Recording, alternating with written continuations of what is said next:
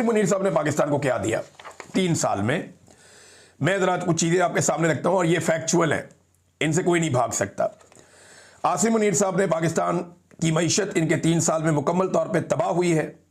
सरमायाकारी पाकिस्तान में 51 साल की जो रिकॉर्ड था वो टूट गया। कम तरीन सरमायाकारी पाकिस्तान में हुई है।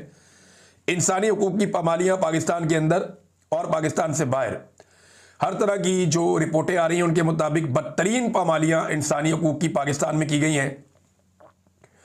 बदतरीन सियासी अदम इस्तेहकाम पाकिस्तान में मौजूद है। 3 साल तक रहा जब तक आसिम मुनीर साहब रहे, और पूरा जनरल इलेक्शन चोरी किया गया 2024 का, ये भी इन्हीं के दौर में हुआ।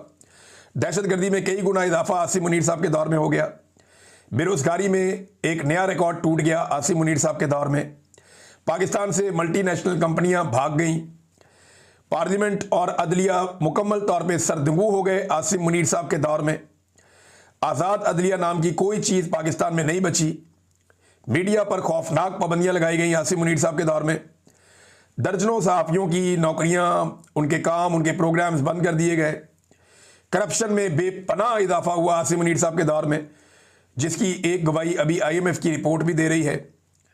कर्ज़ों की भरमार हो गई पाकिस्तान में। जितना कर्जा पाकिस्तान ने पाकिस्तान बनने के बाद से लेकर अब तक लिया, उतना कर्जा आसिम मुनीर साहब के दौर में ले लिया गया। 9 मई का सानिया आसिम मुनीर के दौर में हुआ।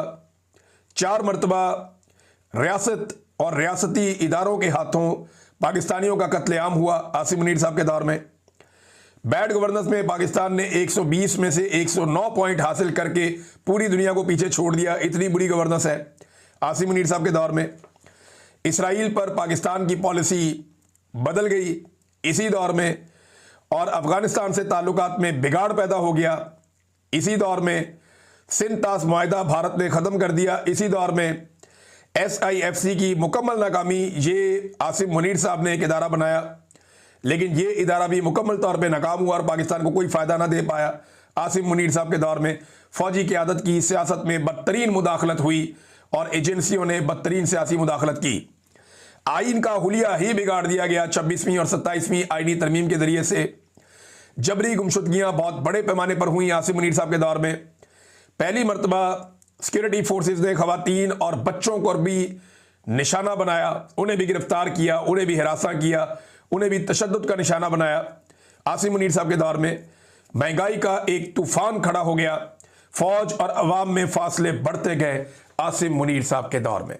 ये वो नेगेटिव चीज़ें हैं जो आसिम मुनीर साहब के दौर में हुई। साबिक वज़ीर आज़म को जेल में रखा और दर्जनों और चीज़ें मैं बता सकता हूँ।